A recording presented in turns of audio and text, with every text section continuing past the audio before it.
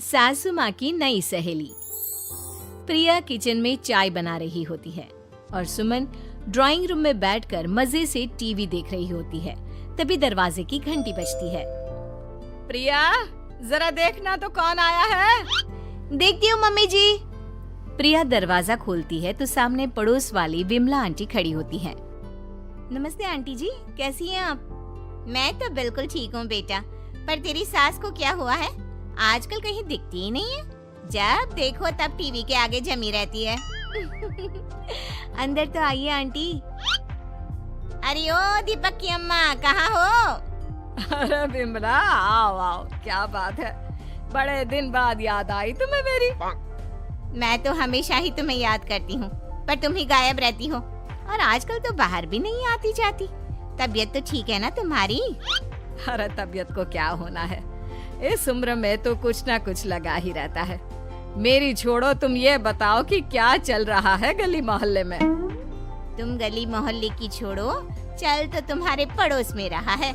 तुम्हारी नई सहेली आई है। मेरी कौन सी नई सहेली? मैं तो यहाँ बस तुमसे बातचीत कर लेती हूँ या फिर बाजू वाली शर्मा की बहू से दो चार बातें कर लेती हूँ। इसीलिए तो कहा कि तेरी नई सहेली आई है। अब कोई पड़ोस में आया है तो बात तो होनी ही है। कम से कम इसी बहाने हमारा भी एक ग्रुप बन जाएगा।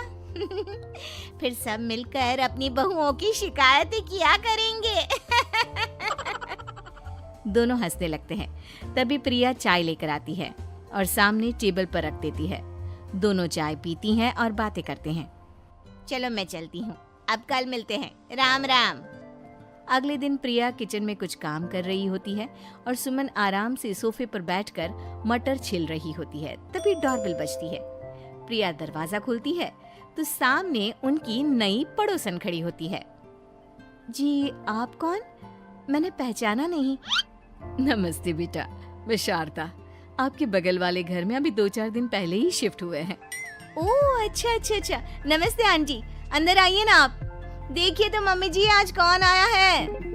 इतना कहकर प्रिया किचन में चाय बनाने चली जाती है। नई पड़ोसन को घर पे देखकर सुमन थोड़ा हैरान हो जाती है। नमस्ते बहन जी, मैं शारदा, आपकी नई पड़ोसन। अच्छा अच्छा, आप हैं हमारी नई पड़ोसन। आइए आइए, और बताइए कैसी हैं आप? जी बिल्कुल ठीक हूँ। वो दरअसल घर पर छोटी सी पूजा रखवाई थी, बस उसी का प्रसाद देने चली आई। सोचा इसी बहाने नए पड़ोसियों से भी मुलाकात हो जाएगी। ये तो बहुत अच्छा सोचा आपने। सुमन प्रिया को आवाज लगाती है।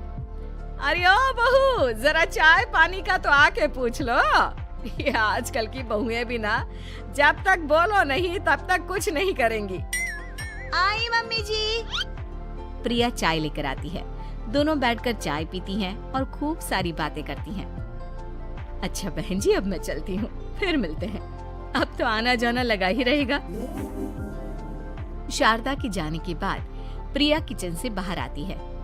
क्या बात है मम्मी जी, आप दोनों को देखकर तो लगा ही नहीं कि पहली बार मिल रही हो। आप दोनों तो बिल्कुल बिछड़ी हुई सहेलियों की तरह बातें कर रही थी। अरे जब दो औरतें मिल जाती है ना, तो बातें अपने आप ही निकल आती है। अब तू अपने काम पर ध्यान दे, बातों पे नहीं। ऐसे ही कुछ दिन बीत जाते हैं। अब सुमन और शारदा अच्छी सहेलियां बन गई होती हैं। दोनों एक साथ मंदिर जाती, मार्केट जाती और कभी कभी तो विमला भी इनके साथ मिलकर खूब हंसी ठिठोली करती। एक शाम तीनों बैठकर सुमन के घर पर चाय पी रही होती हैं कि तभी बहुत तेज बारिश शुरू हो जाती है। सुमन जोर से प्रिया को आवाज लगाती है। प्रिया, ओ प्रिया, देख कितनी तेज बारिश हो रही है। जाके छत से सारे कपड़े ले आ, नहीं तो सब भीग जाएंगे। सुमन 2 बार आवाज लगाती है लेकिन प्रिया का कोई जवाब नहीं आता। शायद प्रिया कुछ काम कर रही है, इसीलिए कुछ जवाब नहीं दे रही। अरे काहे का काम, आराम फरमा रही होगी महारानी। तभी प्रिया बीमार हालत में अपने कमरे से बाहर निकलती है। हाँ मम्मी जी, क्या हुआ? मेरी तबीयत थोड़ी ठीक नहीं है ना, इसलिए आग लग गई। अरे सारे कपड़े भीग गए और तुझे सोने से फुर्सत नहीं है। सबके सामने सुमन के मुंह से ऐसी बातें सुनकर प्रिया उदास हो जाती है और छत से कपड़े उतारने चली जाती है। सुमन, ये क्या बात हुई? प्रिया ने बताया ना कि उसकी तबीयत ठीक नहीं, इसलिए उसकी आंख लग गई। तुम भी ना खामखा उसे सबके सामने सुना दिया। अरे आप नहीं जानती शारदा जी, कुछ बहुएं ना बहुत आलसी होती है, घर का एक काम नहीं करना चाहती। ऐसा नहीं है सुमन, तुम्हारी बहू तो बहुत प्यारी है, तुम्हारी सारी बात भी तो मानती है। हाँ सुमन, तुम प्रिया के बारे में ऐसा क्यों सोचती हो? मेरी भी दो बहुएं हैं, लेकिन मैं उन्हें अपनी बेटियों की तरह रखती हूँ। आखिर वो भी तो किसी की बेटियां ही है ना। और अगर तुम ऐसा ही व्यवहार करोगी तो एक दिन प्रिया भी तुम्हारे साथ ऐसा ही बर्ताव करेगी। शारदा और विमला की बातें सुनकर सुमन की तो बोलती बंद हो जाती है। वहीं प्रिया भी बाहर से सारी बातें सुन रही होती है।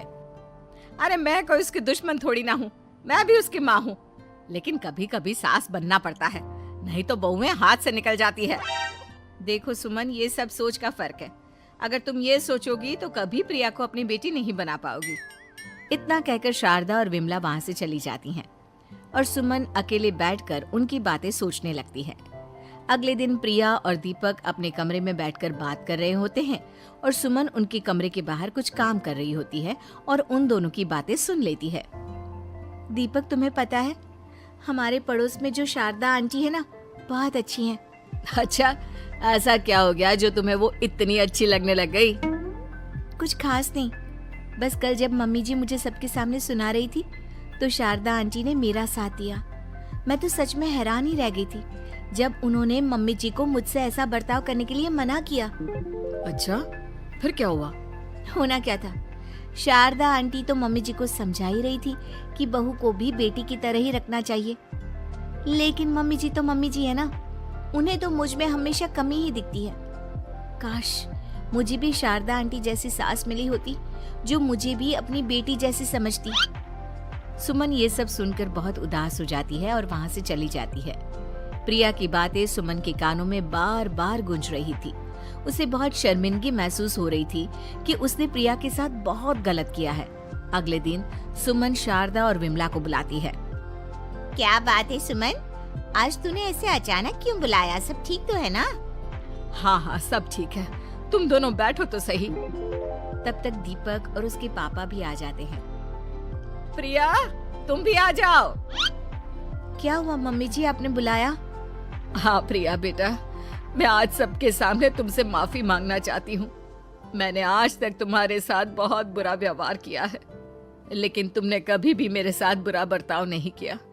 मुझे अपनी गलती का एहसास हो गया है, हो सके तो मुझे माफ कर देना। प्रिया अपनी सास की बातें सुनकर हैरान हो जाती है। उसकी आंखों में आंसू आ जाते हैं। प्लीज मम्मी जी, आप मुझसे माफी मत मांगिए, मैं भी आपकी बेटी ही हूँ।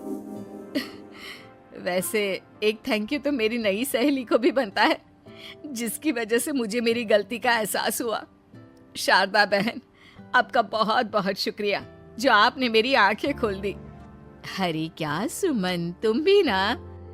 तो फिर इसी बात पर चाय और पकोड़े हो जाए? हाँ, क्यों नहीं।